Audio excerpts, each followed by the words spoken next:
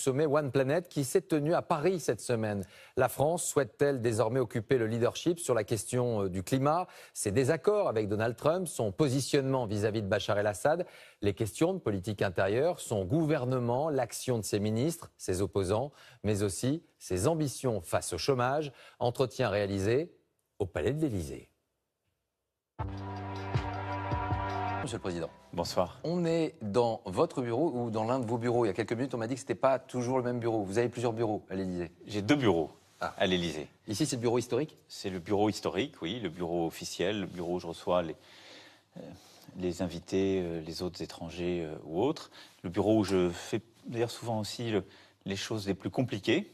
C'est-à-dire qui supposent du temps et de l'ordre, parce que la vue est dégagée. Et j'ai un bureau où s'accumulent les dossiers, le désordre et...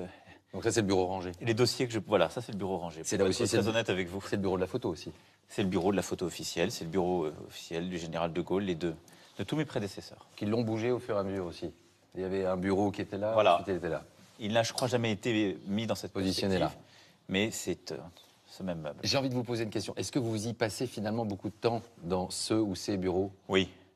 Oui, on passe beaucoup de temps à travailler les dossiers de fond, y compris d'ailleurs les week-ends. C'est les week-ends et le soir qu'on y passe le plus de temps. La nuit, on dit. Oui. Aussi beaucoup. Oui, parce que c'est ma façon de m'organiser, que j'ai toujours fonctionné ainsi. Donc il y a des heures qui sont plus calmes. Quand nous allons nous séparer dans quelques instants, ce sera plus calme, donc je pourrai travailler. C'est pas une légende, donc finalement vous dormez très peu. Je dors peu, mais j'ai toujours peu dormi, donc ça me coûte très peu. On avait découvert le candidat En Marche. On a découvert un président Macron qui court. Vous courez beaucoup depuis 7 mois.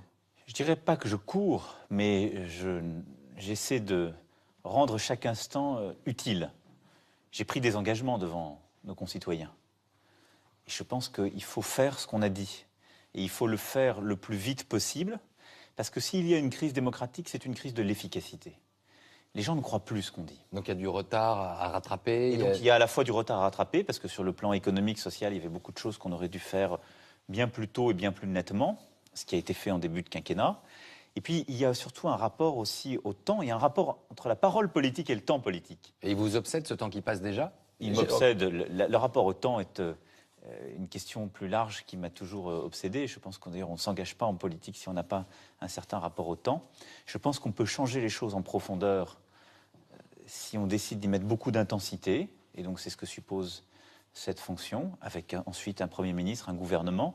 Ici, on ne fait pas tout, mais on a une fonction à la fois symbolique, d'impulsion, de gardien du temps, et donc des accélérations nécessaires, et du respect de l'engagement pris en campagne, et ensuite que les résultats suivent bien la parole, ce qui n'est pas toujours le cas, parce que des fois, la réalité est complexe à changer, donc il faut s'y reprendre à plusieurs étapes. Par contre, je suis pour ma part obsédé par une chose, c'est d'utiliser de la manière la plus intense, la plus forte pour nos concitoyens, chaque moment qui nous est offert, sur le plan national, donc ne pas retarder les réformes indispensables, comme sur le plan international, quand il y a des situations de crise ou des opportunités, il faut les saisir. À l'Élysée, on vous rappelle que le temps est important. Partout, depuis que je suis arrivé, j'entends tic-tac. Il y a cette horloge, ici, elle est là. On va passer peut-être dans le salon vert dans quelques instants. On verra que les horloges, elles sont partout. Elles vous rappellent que ça va vite, un quinquennat? Elle rappelle que la journée passe vite, et après, le quinquennat, c'est quelque chose de plus, j'allais dire de plus insidieux, parce que vous vous retournez, vous dites, ce temps est déjà passé. En 7 mois, il y a plusieurs moments.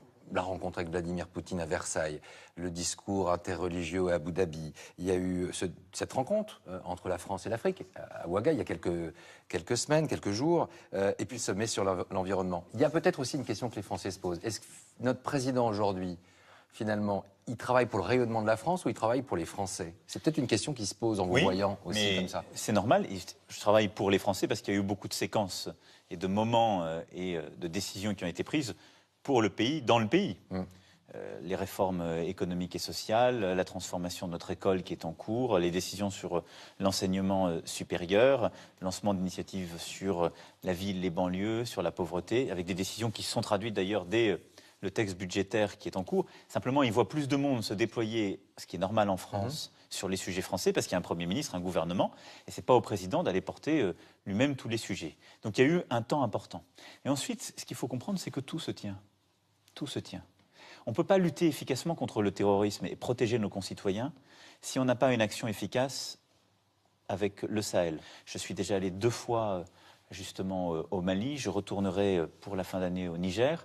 J'y suis très présent parce que c'est là que se joue une part de notre bataille contre le terrorisme.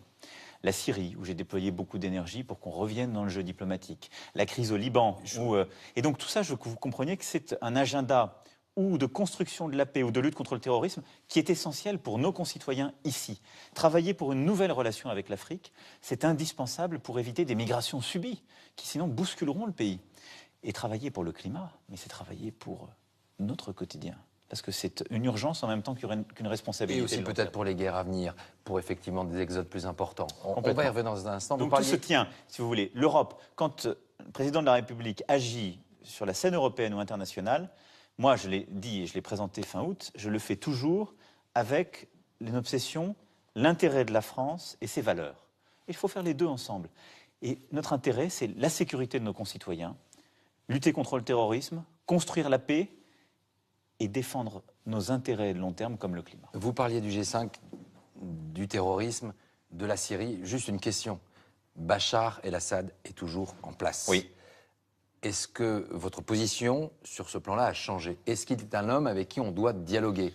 D'abord, ma position, elle a changé le jour où j'ai été élu par rapport à ce qui était fait avant. On avait depuis 7 ans décidé qu'on ne pouvait plus parler à Bachar el-Assad, après avoir été très ami avec lui. J'ai souhaité coopérer avec d'autres puissances parce que, j'ai dit, la priorité, c'est l'extermination de Daesh, avant Bachar. Bachar est l'ennemi du peuple syrien, mon ennemi, c'est Daesh, si je devais résumer ma pensée. On vient de gagner la guerre en Irak avec la coalition. Le 9 décembre, le Premier ministre irakien Abadi a annoncé la fin de la guerre et la victoire face à Daesh. Et je pense que d'ici mi-fin février, nous aurons gagné la guerre en Syrie. Bachar el-Assad sera là. Il sera là aussi parce qu'il est protégé par ceux qui, sur le terrain, ont gagné la guerre, que ce soit l'Iran ou la Russie. Et donc, nous ne pouvons pas dire on ne veut pas parler avec lui ou ses représentants. Moi, je l'ai dit, le projet de la France en Syrie, qu'est-ce que c'est? C'est de gagner la paix maintenant. C'est-à-dire de déminer le pays, de le démilitariser et de construire une solution politique qui permettra une paix durable. C'est-à-dire où toutes les minorités seront protégées. Les chrétiens qui y vivent, les minorités ethniques, chiites et sunnites, réussir à préserver un équilibre, comme d'ailleurs on a réussi à le faire au Liban. C'est pour ça que le Liban était si important, parce que c'est peut-être le seul exemple aujourd'hui de modèle pluraliste, religieux, réussi dans la région. Et donc en Syrie, c'est ça que nous devons faire dans les prochains mois. Donc il faut parler à tout le monde, il faudra parler à Bachar el-Assad et ses représentants. Après, il devra répondre de ses crimes, devant son peuple, devant la justice internationale. On ne remet pas notre ambassade à Damas demain. Le jour où je prendrai cette décision, évidemment, je l'annoncerai et je l'expliquerai. Mais dans le processus que la France souhaite voir émerger en début d'année prochaine, sur lequel on prendra des initiatives, il y aura des représentants de Bachar el-Assad. Mais je souhaite aussi et surtout qu'il y ait les représentants de toutes les oppositions, y compris de ceux qui ont quitté la Syrie pour leur sécurité, ou à cause de Bachar et pas de Daesh. Ils sont aujourd'hui au Liban, en Jordanie, en Turquie, mais également en Europe, aux États-Unis, au Canada. Ils doivent pouvoir être représentés et le jour où nous mettons en place un processus démocratique, ils doivent pouvoir voter. On voit bien que la géopolitique, elle est à géométrie variable depuis quelque temps. On va parler de la Chine, qui est finalement notre allié sur le plan de l'environnement. Oui. Parlons d'abord des États-Unis. Donald Trump, il est venu dans ce bureau. Vous vous êtes entretenu avec lui. Juste ici. Juste ici. Quand vous lui posez cette question sur le climat, quand vous apprenez potentiellement qu'il évoque que le réchauffement climatique est un canular, vous êtes stupéfait, vous êtes choqué, vous essayez de le convaincre, vous lui dites c'est pas possible. Écoutez, on a eu beaucoup de discussions sur le climat. Et il est venu ici d'ailleurs après son annonce, puisqu'il annonce de mémoire le 1er juin, et il vient le 14 juillet, enfin le 13 juillet ici. On a eu beaucoup de discussions. Il a dit ça publiquement, il me l'a dit. Je ne suis pas sûr qu'il soit convaincu par cet argument. Que le réchauffement climatique n'existe pas. Mais il est plutôt convaincu par quoi? Par un argument de politique intérieure? Oui, le pétrole, le gaz, finalement, le carbone, c'est son économie. On a une discussion franche et constructive parce que c'est ce qui est essentiel entre deux pays, qui sont des alliés historiques et des alliés essentiels dans la lutte contre le terrorisme. Mais en désaccord profond sur cette question. Mais sur cette question, on est en désaccord, on s'est expliqué. Moi, je considère que le moteur de sa décision, c'est quoi? Il s'était engagé à sortir pendant sa campagne. Donc il considère que c'est ce qu'il doit à ses électeurs. Et ça, je ne peux que le respecter. C'est de la politique américaine. Et la deuxième chose, c'est qu'ils considèrent profondément que ça détruit des emplois aux États-Unis, en particulier dans les États qui l'ont soutenu, parce que ça détruit de l'emploi industriel classique, en particulier dans les métiers liés au charbon. Bon. Une fois qu'on a dit ça, moi, ce que j'ai essayé de plaider, ce que je crois profondément, d'abord, les États-Unis, c'est un grand État. Il y a une règle dans le droit international. Quand on signe un accord, même si ce sont ses prédécesseurs, on doit le respecter. C'est la continuité de l'État. Il y a une formule latine qui le dit, pacta sunt servanda. Et on ne peut pas prétendre garantir, en quelque sorte, l'ordre international, être les puissances qui disent le droit, ce qui est un peu notre rôle historique, et nous-mêmes nous sortir du droit dès que ça ne nous arrange plus. Donc ça, je pense, c'est une vraie erreur. La deuxième erreur, c'est que je pense que ce n'est pas la bonne décision pour son pays et pour la planète. Parce que c'est vrai que ça détruit des emplois, mais on va en recréer dans des secteurs qui sont beaucoup plus adaptés à nos objectifs. Et donc c'est cette transition qu'il faut pouvoir faire et le faire très vite pour donner des perspectives. Ce que je constate, c'est que malgré nos désaccords, d'abord, ça n'a pas remis en cause l'accord de Paris. Tous les autres ont maintenu ou leur signature ou leur ratification. Mais il y a un manque à gagner économique accéléré. très important. Et derrière, moi j'ai tout de suite pris à témoin les Américains, le secteur privé, les collectivités locales, les gouverneurs, en disant, d'abord venez, c'était mon appel le soir même, Make Our Planet Great Again. Et le lendemain, plusieurs sont venus, Mike Bloomberg par exemple, et ils ont lancé, en réponse à mon appel, quelque chose qui s'est appelé America's Pledge.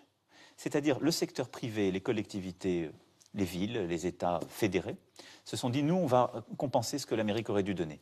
Et aujourd'hui, parce qu'ils se sont engagés, essentiellement le gouverneur de Californie et Mike Bloomberg, et avec eux le monde du secteur privé, des villes, des États, on a aujourd'hui l'équivalent de ce que le gouvernement fédéral américain devait donner. Et donc jusqu'en 2025, ce n'est pas un manque à gagner. Donc vous avez provoqué une révolution finalement, c'est-à-dire qu'en fait l'entreprise est venue se substituer à l'État américain. Non. Ça veut dire Alors, que le capitalisme écologique... D'abord, nous, on continue notre participation. Ensuite, il n'y a pas que l'argent qu'on mettait au titre de l'accord de Paris. Donc nous, les États sont là, toujours. Il y a des États qui font même plus que nous.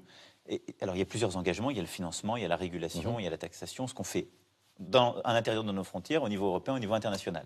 Par contre, l'appel que j'ai lancé, c'était de dire, si on veut réussir ce pari, il faut qu'il y ait le secteur privé et les représentants publics qui ne sont pas nationaux, qui sont infranationaux. Et ça, c'est très important parce que c'est l'objet même de ce One Planet Summit. Le 12 décembre 2017 à Paris, en réponse à la sortie américaine, on a pris 12 engagements très structurants, je les ai là, qui sont des engagements avec des dates, des montants, où on va investir beaucoup plus qu'on n'a jamais investi, où on va verdir la finance, où des entreprises se sont engagées, où des États se sont engagés, et où on dit on ne signe plus des déclarations diplomatiques, on décide d'actions et on les suit. Vous avez changé, Monsieur le Président, finalement, votre statut. Vous êtes plus simplement président de la République, là, depuis quelques jours. Vous êtes leveur de fonds pour la planète. Vous avez en fait, mis en place un nouveau leadership et en même temps... La volonté d'un capitalisme écologique nouveau, c'est ça aussi? Il y a des Français qui peuvent être perdus. Ils se disent, j'ai élu un président de la République, il est devenu finalement un chef d'entreprise qui appelle les économistes pour venir financer la révolution écologique. D'abord, il y a une chose, c'est que le rôle que la France a aujourd'hui, ce sont les Françaises et les Français qui l'ont choisi. En décidant au mois de mai dernier d'élire un président de 39 ans, qui n'avait aucun parti, que personne ne connaissait et qui sortait de nulle part, ce qui est le choix que notre pays a fait. Ils ont fait quelque chose qu'aucun autre pays n'avait jamais fait. Donc ce leadership, vous le tenez aussi de cela? Mais le leadership européen international, je le tiens de mon peuple. Je le tiens des Françaises et des Français. Et de la faiblesse actuelle d'Angela Merkel, de Theresa May? Après, il y a d'autres situations. Moi, je ne parlerai jamais de faiblesse pour d'autres leaders et amis européens. Mais je veux dire que la France a stupéfait l'Europe et le monde par son choix de mai dernier. Il n'était pas attendu. Peu de commentateurs l'avaient vu venir. Et ça a été un choix fait en plus face à un autre projet que j'ai fortement combattu, que je respecte, qui est celui que portait Marine Le Pen. Où ils ont vu arriver une figure évidemment beaucoup plus nationaliste, de repli, de fermeture, renvoyant à des craintes très profondes et à des excès que certains voulaient combattre. Mais vous avez d'accord gagné contre le populisme, mais ce populisme sera prêt à vous rappeler un certain nombre de choses en vous disant que vous éloignez des problèmes des Français en parlant d'écologie. Quand vous me disiez on travaille tout le temps, c'est simple. La victoire, du mois de mai dernier, elle oblige, sur le plan français, à rassembler tous ceux qui sont prêts à faire avancer le pays sans état d'âme. Moi, il y a dans le gouvernement des ministres que j'ai nommés, des gens qui étaient contre moi quelques semaines avant. ça m'est égal. Ils veulent faire travailler, avancer le pays, ils sont les bienvenus, on y va. Ça m'oblige à faire toutes les réformes qu'on doit faire et à garder cet esprit d'efficacité et de justice qui a été le cœur de ma campagne. Et ça m'oblige à aller beaucoup plus fort et vite en Europe et à l'international. Pourquoi? Parce que nos échecs internationaux, les insuffisances de nos actions, nous les payons sur le plan domestique, sur le plan français. Quand on n'arrive pas à réformer l'Europe assez vite sur le travail détaché, ce sont nos travailleurs français qui en payent les conséquences. C'est les petits entrepreneurs français qui en payent les conséquences. Quand on ne bouge pas assez vite sur le climat, on en paye nous-mêmes les conséquences, d'abord par la pollution de l'air, par le réchauffement qu'on subit, et puis on ne développe pas assez les entreprises qu'il y a derrière. Donc, décider de prendre le leadership sur ces sujets, c'est d'abord, moi je pense très profondément, retrouver ce qui est le destin français. La France, elle naît elle-même. C'est votre héroïsme politique qui revient là. Oui, mais je l'assume totalement. La France, c'est... Écoutez, interrogez-vous, vous rentrez le soir chez vous. Vous pensez à quelles époques ? Vous ne pensez pas aux époques où la France était en marge du monde, a voulu un peu sortir du cours de l'histoire. Vous pensez aux grandes époques où la France a contribué à faire le monde, à faire des grandes découvertes, à essayer de créer une structure de droit international, a eu des grandes victoires, des grandes conquêtes civilisationnelles et de droit, où la France a porté un universel. Donc c'est Make France Great Again, quoi. C'est votre slogan.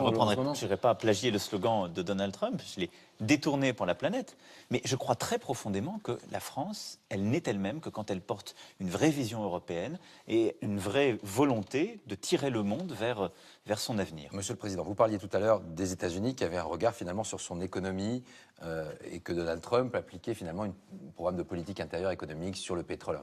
En France, nous on a quoi? C'est quoi notre atout? C'est le nucléaire? C'est ça le nucléaire? L'avenir de la France, c'est le nucléaire?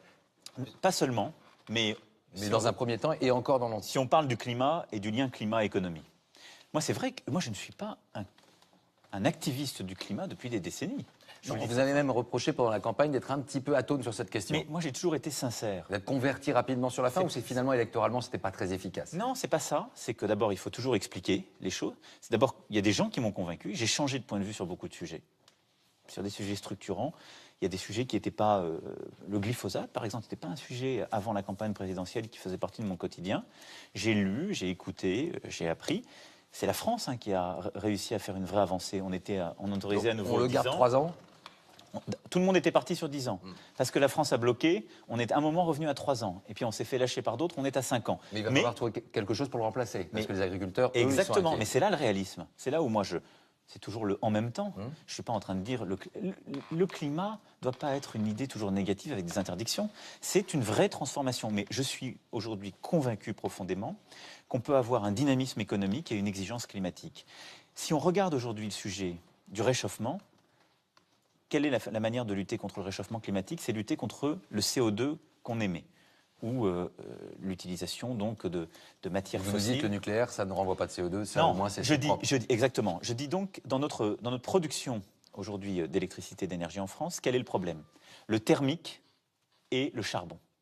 On a encore des centrales thermiques à charbon, on va les fermer durant ce quinquennat. Engagement qui n'avait jamais été pris. On va compenser les territoires, on va former, parce qu'il y a des femmes et des hommes derrière. C'est facile de dire on va fermer. Mais moi j'ai toujours aussi ça présent à l'esprit. Donc on se prépare à sortir, à rentrer dans une nouvelle ère. Dans mon quinquennat, j'en rendrai compte. Je ne dis pas que c'est des fermetures que feront mes successeurs. Mais au terme de votre quinquennat, elles seront fermées. Les centrales, lesquelles? Elles seront fermées. Toutes les centrales thermiques et à charbon qui existent en France. Lesquelles? Attendez, j'y viens. Donc celles-là, elles seront toutes fermées parce que c'est ça qui est mauvais pour l'émission. Ensuite, le nucléaire n'est pas mauvais pour les émissions de CO2. C'est même la manière aujourd'hui, avec les renouvelables, la plus décarbonée, comme on dit, de faire de l'électricité. Mais ça fait peur. Mais ça fait peur. Mais c'est autre chose. Une usine à Moi, charbon je suis pas là. qui explose, c'est pas la même chose qu'une centrale nucléaire. D'abord, les centrales nucléaires en France, vous n'en avez jamais qui ont explosé. On est à la pointe. Il y a le sujet des déchets du cycle. Je ne suis pas du tout un idolâtre du sujet nucléaire. Il y a un sujet de coût complet, du retraitement, c'est des cycles longs. Mais je pense qu'il faut choisir ses batailles. Ma priorité, en France, à l'Europe, à l'international, c'est les émissions de CO2 et le réchauffement. Dans ce contexte-là, ma priorité, c'est fermer les usines, les centrales dont je vous ai parlé. Si je ferme demain une centrale nucléaire en plus, c'est pas vrai que je peux la remplacer par de renouvelables. Pourquoi? Parce qu'une centrale nucléaire, elle vous fournit de l'électricité de manière continue toute l'année. Le renouvelable, c'est une énergie intermittente. Donc attention, il faudra du temps. Qu'ont fait les Allemands quand ils ont d'un seul coup fermé tout le nucléaire? Ils ont développé beaucoup plus de renouvelables que nous. On a du retard. Mais ils ont massivement rouvert du thermique et du charbon. Et ils ont dégradé leur bilan CO2, ça n'a pas été bon pour la planète. Donc je ne ferai pas ça. je tiens ce premier engagement. Sur le nucléaire, qu'est-ce que je ferai? Je vais vous le dire. Nous allons attendre la décision que va prendre l'autorité de sûreté nucléaire. Parce que, comme vous le dites, le problème du nucléaire, il est double. On a trop d'énergie électrique fournie par le nucléaire, ça crée une dépendance à une seule source d'énergie, c'est presque un peu moins de 75%.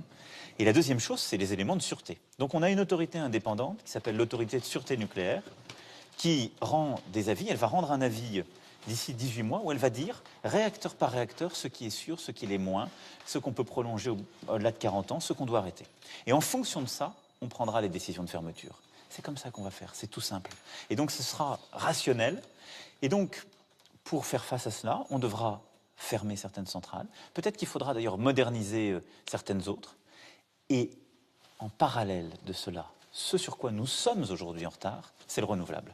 Et donc c'est pour ça que ce que je veux faire, c'est qu'on développe beaucoup plus vite le renouvelable. Et là aussi, c'est une très bonne façon de réconcilier nos objectifs écologiques et nos objectifs économiques. Vous le rassurez, le ministre de l'écologie, Nicolas Hulot, vous en avez besoin, c'est un allié important. Non, il vient de temps en temps dans votre bureau il vient. On sent qu'il est inquiet, on sent qu'il marche sur un fil. D'abord, Est-ce que ces états d'âme parfois vous heurtent ou vous vous dites, il a raison, il est comme ça et c'est comme ça? Moi, je choisis les gens comme ils sont. Je connais Nicolas Hulot depuis plusieurs années. Moi, je n'ai pas d'allié politique.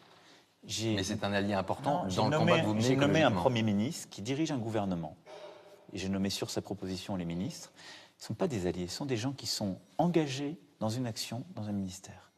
Ça ne s'appelle pas un allié. Donc c'est un engagé. Après, il a son tempérament et sa vie. Il va rester. Moi, je souhaite très profondément qu'il reste et qu'il agisse. Parce il n'est pas venu vous voir en vous disant « je vais partir ». Mais jamais. Il est utile au pays. Mais Nicolas Hulot, il a son tempérament. C'est un engagé. Il a fait un moment un métier qui vous est familier. Ça a été un grand reporter de la cause écologique. Et ensuite, il a été, j'allais dire, un activiste, un engagé, un membre, justement, un fondateur d'une fondation. Donc là, il apprend aussi les contraintes de l'exercice politique et de la décision. C'est qu'on est tous les jours les mains dans la glaise et que ça ne peut pas être parfait du jour au lendemain. Mais c'est un inquiet. C'est pour ça que j'ai choisi. Parce que moi, j'ai besoin de gens qui vivent, vous voyez, dans le creux de leur ventre, la nécessité de changer, de prendre des décisions, d'aller les expliquer et de faire. Je ne veux pas des gens qui soient assis et contents d'être ministres. Je veux des gens qui agissent. Lui, il agit, il est inquiet, il n'est jamais satisfait. L'horloge, il y a une minute qui vient de sonner, elle nous dit qu'il faut avancer, que le temps presse. Vous savez, oui, je sais bien. C'est toujours ça, le temps toujours. Mais c'est important. Faut essayer en télévision un peu, et président pour le président de la République, c'est important. Sur le renouvelable dont je vous parlais, la France, si elle est en retard sur un point, c'est le renouvelable. Et donc, là, on va accélérer massivement. En faisant quoi? En mettant encore plus d'investissements. Ça fait partie des engagements. On va orienter beaucoup de nos financements internes, banques, assurances, caisses des dépôts, fonds privés, sur le renouvelable. 2, on va accélérer les appels d'offres que l'État fait. On fait des appels d'offres pourquoi? Parce que quand vous créez ou une centrale solaire ou de l'éolien, on vous garantit des tarifs pendant plusieurs années, c'est l'État qui paye. Et 3, on va simplifier et accélérer les procédures. Imaginez les grands projets éoliens décidés par Nicolas Sarkozy. Si j'ai de la chance, c'est moi qui les inaugurerai. C'est fou. Ces délais ne sont plus à la mesure de l'époque. Donc, on va accélérer tout ça. Le ministre Hulot a déjà proposé des mesures pour l'éolien, pour aller beaucoup plus vite. Et moi, je veux qu'on le développe. Et là, je vous disais qu'on réconcilie encore les choses, parce que ça crée des emplois, ça crée de l'activité, ça crée des nouvelles industries. Et puis, je veux qu'on puisse le faire aussi pour les méthaniseurs, pour la biomasse, c'est-à-dire pour les projets très concrets qu'ont nos agriculteurs. On parle souvent d'agriculture en l'opposant à l'écologie. C'est faux. L'agriculture d'aujourd'hui, elle doit permettre de produire, d'avoir des revenus dignes pour nos agriculteurs, aussi par l'écologie. Aujourd'hui, un éleveur allemand, il gagne plus d'argent par l'énergie qu'il produit, en récupérant les déchets, certaines matières, par la méthanisation. Il gagne plus d'argent par la méthanisation que par la vente de sa viande. En contournant Donald Trump, en faisant venir cette économie finalement aujourd'hui ici à Paris, cette semaine, vous êtes en train de faire quoi? Vous révolutionnez quelque chose. Pour un écologiste pur et dur, politique depuis des années, un peu à gauche, il est en train de dire, Emmanuel Macron, il est en train de substituer notre combat par du capitalisme. Pour eux, c'est terrible à entendre. Imaginez ce soir. Non, juste d'abord, il y aura toujours besoin, vous avez raison de le prendre comme ça, il y aura toujours besoin d'activistes et de gens pour dire on ne fait pas assez. Ce qui est vrai, c'est que ce qu'on est en train de faire, c'est un peu du judo, mais c'est d'aller mettre la finance au chevet du climat. Et c'est de dire, vous pensiez que la finance devait rester toujours de son côté. Il y a un chemin à faire pour un certain nombre d'écologistes historiques de se dire que finalement c'est la finance qui va venir régénérer peut-être les espoirs de notre planète. Mais parce qu'il y a de l'argent. Et pour faire émerger des projets beaucoup plus vite, on a besoin de mobiliser cet argent. Vous aviez parlé de révolution, on est bien dedans là, depuis quelques temps. Là, on est dans une révolution profonde. Oui. Profonde. Révolution des esprits, des méthodes. Mais plus on avançait jusqu'ici, plus, dès qu'on faisait un projet, on augmentait le bilan carbone, l'empreinte. Donc on dégradait notre situation. Là, on va mettre l'argent là où justement on permet de le baisser. Sur l'innovation fondamentale. Moi, on a décidé de mettre de l'argent en faisant venir des chercheurs du monde entier. Je l'ai annoncé hier, 18 chercheurs venant des meilleurs projets. On a eu des milliers de candidatures. Beaucoup d'Américains. Des Américains, des Canadiens, des Indiens. Vous voulez à Trump, c'est scientifique. Non, parce qu'eux veulent venir, parce qu'ils ont besoin, ils aiment qu'il y ait un leadership politique. Donc le leadership, il est ici, sur l'écologie. Je veux qu'on fasse de la France le leader de la transformation, de la révolution numérique, environnementale et de la finance. Le patron de Tesla, il va venir travailler un peu en France. J'espère. Vous essayez de le convaincre? Ça fait partie, j'essaie de convaincre moi tout le monde. Et la révolution qu'on a fait là, c'est qu'on va mettre le financement international aussi sur des pays, les pays pauvres, les pays en développement qui jusqu'alors n'y avaient pas droit. Il y a aussi aujourd'hui des dizaines d'entreprises qui polluent la planète. Elles participent aujourd'hui. On appelle ça du greenwashing. En gros, elles s'achètent une virginité en disant « j'investis, je mets beaucoup d'argent, mais pendant ce temps-là, j'ai le droit de polluer ». Alors, d'abord, il y a une chose, c'est qu'on a des quotas. Nous, on a mis en place un système ETS en Europe, on a des quotas. Donc, c'est plus vrai qu'elles ont le droit de polluer comme ça de manière éhontée. En Europe, c'est beaucoup plus régulé. L'un des plus gros pollueurs du monde. L'une des annonces les plus importantes du sommet, la Chine a dit « je mets en place un système de prix du carbone dans mon pays ». Donc, ça va permettre de réduire parce qu'on doit payer des quotas. Sinon, on n'a plus le droit d'aller au-dessus. Donc, c'est là où la géopolitique a changé quand même. Notre partenaire, finalement, sur l'écologie, c'est la Chine. Et les États-Unis sont de côté, en tout cas sur le plan des États, voilà, parce qu'après on a des partenaires. L'Amérique était là, mais pas le gouvernement fédéral. Par contre, ce qui est vrai, c'est que la Chine a décidé de développer un nouveau leadership international sur les sujets multilatéraux, et le climat est une priorité. C'est très important parce que la Chine est un des très gros pollueurs mondiaux. On vient de passer dans une pièce assez atypique pour vous montrer que vous changez beaucoup de choses, parce que les Français ne connaissent pas parfaitement l'Élysée, vous savez. Juste. Là, avant, il y avait des visages. Moi, je me souviens du général de Gaulle, de François Mitterrand. Pourquoi ils sont plus là? D'abord parce que c'était le passé. Non, pas du tout. Non. Parce que moi, quand on est président de la République, on s'inscrit dans une histoire et dans une filiation justement de présidents. Il n'y avait que les présidents morts qui étaient là, avec des tableaux qui méritaient une réflexion. Et donc, on aura une salle spécifiquement dédiée à cela. Ailleurs dans le palais, où il y aura les portraits de tous mes prédécesseurs. C'est pas une révolution de palais, l'Élysée reste l'Élysée. S'il y a des révolutions, je ne les fais pas ce genre de choses. Pas ce genre de choses. Ça vous agace parfois qu'on dise le président de la République, il va vite, il s'impose, il a un exercice solitaire du pouvoir, on parle même de Jupiter. Ça vous agace? Vous dites c'est faux ou c'est un peu vrai? D'abord, il ne faut jamais être agacé de ce qu'on dit. Parce que sinon, on passe sa journée à être agacé des choses. Donc moi, vous ne les lisez pas trop, les articles? Je commente peu. On vous les rapporte? Je lis tout. Ah, vous lisez tout? Non, je ne vais pas vous faire de... Je lis les choses, mais après, il faut accepter une certaine distance. Il ne faut pas être dans le commentaire de ce qu'on fait. Le système institutionnel dans lequel nous vivons fait qu'il y a une personne élue par le peuple français qui est responsable de ce à quoi elle s'est engagée. Puis ensuite, il a une majorité. Ou pas. En l'espèce, on a une majorité au Parlement. Et donc, je sais une chose, c'est qu'il y a des choses dont je suis personnellement redevable. Et le système tient comme ça. Et donc, il faut l'accepter. Il faut accepter aussi la part d'impopularité qui va avec certaines réformes. Et quand on est impopulaire, il faut le mériter. C'est-à-dire, la pire des choses, c'est que les gens ne vous aiment pas sans bonne raison. Ensuite, il faut essayer de convaincre. Mais moi, j'ai un exercice collectif des choses au quotidien. Je réunis en permanence mon équipe, je mobilise. Et vous, parfois, vous leur envoyez des SMS la nuit? Oui, c'est pas si vrai que ça. C'est pas si vrai que ça? Non, ça c'est pas si vrai. La nuit, c'est plutôt un temps pour moi de travail. Il se trouve que je réponds plus vite aux SMS qu'on m'envoie parce que j'ai moins d'activité, je suis pas en réunion. Mais ce qui est important de comprendre, c'est qu'il y a une part solitaire dans l'exercice des responsabilités du pouvoir. À la fin, vous êtes face à vous-même, vous devez vous forger votre intime conviction, parce que vous aurez à en répondre. Donc vous pouvez passer beaucoup de temps à discuter, à préparer. À la fin, la décision a une part de solitude et de secret. Ensuite, dans ma méthode, je travaille beaucoup avec mes équipes ici, beaucoup avec le Premier ministre et les membres du gouvernement, de manière très collégiale et fluide. Je pense que je fais les conseils des ministres les plus longs et collégiaux de la Ve République.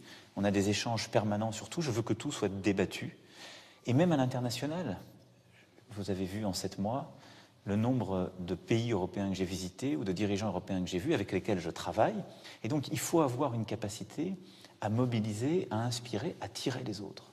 C'est ça qui est Quand François Hollande vous a accueilli ici, premier jour à l'Élysée, vous aviez monté cet escalier assez rapidement, vous savez que une partie du peuple qui vous a élu ne voulait pas du populisme.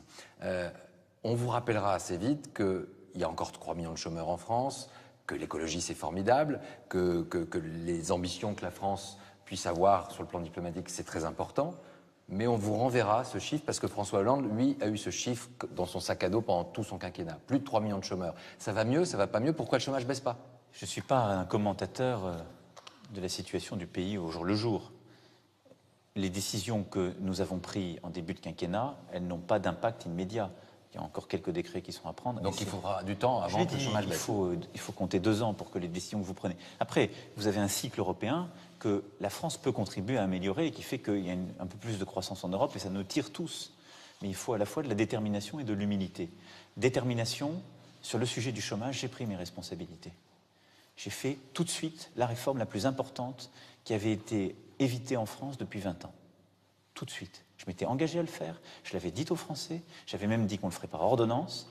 On a concerté avec les partenaires sociaux et on l'a fait. Donc il y aura des résultats? Cette réforme produira des résultats. Dans les 5 ans? Dans les 2 ans? Dans les 5 ans. Dans les 5 ans. Mais après, moi je dis, il faut attendre 2 ans pour qu'elle commence à avoir ses pleins effets. Mais je ne suis pas là pour faire des pronostics, je suis là pour agir. La deuxième chose, on a lancé ensuite une réforme très importante qui est complémentaire, la formation professionnelle, l'apprentissage, la réforme de l'assurance chômage. Ça conduira à des textes qui seront votés au printemps et donc une application à l'été-automne 2018. Ça viendra s'ajouter au reste. Et puis, on fait 10 milliards de baisse de fiscalité pour les entreprises et les ménages, qui a un effet de relance l'année prochaine. Et il faut impulser les choses, lancer avec le maximum de détermination à la fois vos objectifs et les décisions dès le début du mandat pour ensuite suivre et avoir les résultats. Et là où il faut de l'humilité, c'est qu'il y a une part de ce qu'on vit qui ne dépend pas de vous, mais des décisions passées et de l'environnement international et régional. Et puis, il faut un peu de temps pour que ça donne des résultats. C'est pour ça qu'il ne faut pas tarder pour prendre les décisions. Vous ne voulez pas faire de politique politicienne en même temps. Qui sont vos principaux opposants politiques aujourd'hui en France? Oh, je dirais que tous ceux qui pensent que notre pays est condamné, en quelque sorte, à se replier sur lui-même. Vous parlez de la France de Lafayette et la France de Pétain, dans un article il y a quelque temps, en disant il y a eu la France de Pétain et la France de Lafayette. On sait vers laquelle vous allez plutôt, avec Lafayette qui est d'ailleurs... Je vous dis, tous ceux qui pensent que la France... C'est qui la France de Pétain encore aujourd'hui? Vous dites qu'il y en a encore qui agitent ça. Je ne prendrai pas ces comparaisons pour acheter les choses. Je crois que tous ceux qui s'opposent se désignent d'eux-mêmes. Il faut des oppositions dans la vie démocratique. Il y a des oppositions de nature différente. Je pense que notre pays vit un moment qui justifie toutes les oppositions, tous les dialogues, mais qui justifie une action déterminée. Donc moi, j'entends ce qui est dit. Parfois, j'écoute toujours, moi, l'opposition, parce qu'il peut y avoir des choses intéressantes à appliquer. Donc quand le nouveau leader des Républicains dit finalement le président de la République ne connaît pas les régions, les territoires, que vous auriez, je cite, la haine des provinces, bref, vous êtes au-dessus. Mais ça, c'est un commentaire, je lui laisse, mais qui n'apporte rien au pays. Ça dit quoi? Ça dit la haine qu'il a pour votre serviteur. Bon, je la lui laisse, qu'il vive avec, ça fera son quotidien. Mais ça ne fera pas manger les Françaises et les Français, ça ne fera pas progresser le pays. Donc je ne vais pas commenter cela. Ça ne dit rien, c'est pas un projet. Quand dans l'opposition, des gens me disent « ça, vous ne le faites pas assez » ou d'autres, moi j'ai entendu les voix qui m'ont dit sur les personnes les plus modestes ou les banlieues, on trouve que vous ne faites pas assez de choses. Donc on a lancé une initiative, je veux prendre des mesures concrètes et faire davantage. Il y a parfois des incompréhensions qui naissent. Donc j'entends, moi, toutes les voix qui émergent, les oppositions qui se font, les débats politiques qui se forgent. Les gens qui s'opposent pour ou insulter ou décréter n'ont aucun intérêt. Enfin, c'est le commentaire politique, mais ça n'intéresse pas... président de la République. Une question qui concerne les Français, les spectateurs et les salariés du groupe France Télévisions. Quelle réforme vous souhaitez faire de l'audiovisuel public et dans quel délai? Une réforme en profondeur? C'est une question qui nous intéresse. Moi, je souhaite que, d'abord, les acteurs de l'audiovisuel public eux-mêmes, les parlementaires et les professionnels du secteur puissent participer à un grand travail de réflexion qu'on doit faire en 2018. C'est ça ce que je veux qu'on puisse lancer. Je dis aussi ça parce que les journalistes, les producteurs, les salariés des différents groupes de l'audiovisuel public français ont le droit de prendre la parole et de dire le projet qu'ils veulent porter. Et je souhaite aussi que les parlementaires, qui sont très attachés à cette idée, que les différents acteurs puissent participer à une réflexion qu'on va lancer. Ensuite, moi je regarde les choses. Comment se comportent les gens? Comment les usages sont en train de se transformer? Les plus jeunes, ils regardent de moins en moins la télévision sur le plan linéaire. Ils n'allument plus la télévision de moins en moins pour regarder une chaîne ou rester devant ou aller à telle heure à un programme. Ils vont regarder sur leur smartphone, leur téléphone ou leur tablette de plus en plus. Ils vont aller vers des contenus directement produits qui ne passent pas forcément par les chaînes. Ils vont aller vers des jeux vidéo qui font partie de la culture que se forme un jeune, etc. Donc les usages sont en train de changer. Et notre audiovisuel public aujourd'hui, il reste structuré dans sa géographie, avec un grand système de radio, un grand système de télévision, qui certes se sont mis au digital, mais il s'est structuré dans son architecture un peu sur le monde d'avant. Il n'a pas suivi ce changement. Notre régulation non plus, au demeurant, puisque vous avez un CSA qui vous contrôle beaucoup, mais qui contrôle très peu d'autres contenus auxquels nos jeunes ont accès. Or, quel doit être notre objectif collectif pour l'audiovisuel public? Qu'est-ce qui justifie que le contribuable français mettre de l'argent dans France Télévisions et pas dans TF1? C'est l'attachement à un pluralisme démocratique, la formation du citoyen. C'est de se dire qu'il y a des contenus qu'on est en droit d'attendre dans l'audiovisuel public. Et donc, il y a des contenus assez importants, assez exceptionnels. Voilà, non, mais exactement. D'enquête, de documentaires, vous ne verrez nulle part ailleurs de production audiovisuelle ou de il y a production beaucoup de d'autres fiction. chaînes qui les ont aussi. Mais quelle est l'exclusivité? Il y a un particularisme quand même voilà. au travail du service public. public. C'est ce fond, mais est-ce que c'est forcément sur la télévision hertzienne? Et comment on peut mieux mutualiser les choses entre la radio, la télévision, le digital, les autres usages? Et ensuite, c'est la formation des jeunes. C'est, à mon avis, une des missions de l'audiovisuel public. Est-ce qu'aujourd'hui, nous avons un dispositif qui est le plus adapté pour former les jeunes, les éveiller à la conscience ou contribuer à leur évolution? Pas totalement. Donc, moi, je veux qu'on ait les discussions sur tel ou tel bout de crédit, telle situation, telle personne, les questions de personnes ou d'autres ne m'intéressent pas. En même temps, il faut de l'argent. Non, mais il faut de l'argent, mais il y a beaucoup d'argent sur l'audiovisuel public. L'audiovisuel public français, c'est de très loin, pour l'État, le premier budget de la culture. Donc, il y a de l'argent. Simplement, est-ce qu'on le met au bon endroit? Est-ce qu'on fait surtout l'organisation collective qui est la plus pertinente? Ce n'est pas à moi de le trancher. Je dis juste que je veux lancer une réflexion qui doit prendre son temps, où les acteurs de l'audiovisuel public doivent prendre parti, mais où on va reposer les bases de la mission. Donc moi, je suis là pour donner l'impulsion, fixer les principes, mais je souhaite qu'il y ait surtout une grande réflexion qui se structure. Elle me dépasse largement. Après, on prendra le fruit de cette réflexion. Je la lancerai en début d'année prochaine. Mais c'est ça ce qui m'intéresse. Monsieur le Président, on arrive en fin d'année, ça fait 7 mois que vous êtes Président de la République. Vous leur dites quoi aux Français? Il y a ce sapin qui est là, c'est une période particulière pour les Français. Vous leur dites, n'ayez pas peur de toutes ces révolutions que je leur vous propose? Écoutez, d'abord, je leur dis, je fais ce que j'ai dit. Ça étonne peut-être, ça en contrarie d'autres, ça faisait peut-être longtemps que ce n'était pas arrivé, mais je fais ce que j'ai dit. J'essaie de le faire au mieux. Parfois, on y arrive tout de suite. Parfois, il y a des choses qu'on explique mal. Il y a des choses... Bon, il faut reconnaître ses erreurs. On applique... Mais sachez que je suis pleinement déterminé et à la tâche chaque jour, chaque heure, pour faire ce que j'ai promis de faire. Ensuite, il y a les aléas de notre vie, de notre environnement, en France, en Europe, à l'international. Je fais le maximum pour vous protéger, pour éviter que les conflits n'adviennent, pour éviter que nous ayons des catastrophes dont on ne connaît pas les conséquences, et puis pour essayer au mieux de préparer notre avenir commun, c'est-à-dire nous trouver partout des alliés en parlant à tout le monde, et puis vous construire un meilleur futur en travaillant à la paix au Sahel, dans le Golfe, et à la transformation climatique. Je sais que pour beaucoup d'entre vous, j'ai demandé des changements qui ont pu parfois perturber, je sais que j'ai pu demander des choses qui pouvaient sembler non naturelles, j'espère les avoir à chaque fois expliquées. Je les réexpliquerai si elles n'étaient pas claires. Et s'il y a des erreurs qui ont été faites, je les corrigerai. Parce qu'on va évaluer les choses. Mais je leur dis en cette fin d'année de prendre un peu de temps en famille. Et le sapin, vous le disiez, je souhaite que toutes les Françaises et tous les Français puissent prendre un peu de temps avec leur famille. C'est un moment important pour la famille pour se retrouver même quand on travaille beaucoup, quand on cherche un travail, quand on est en situation difficile. Ces moments de regroupement dans le cercle familial sont absolument essentiels. Et puis, c'est les moments aussi où on doit avoir une pensée pour ceux qui n'ont pas forcément la chance de se regrouper en famille. Et donc,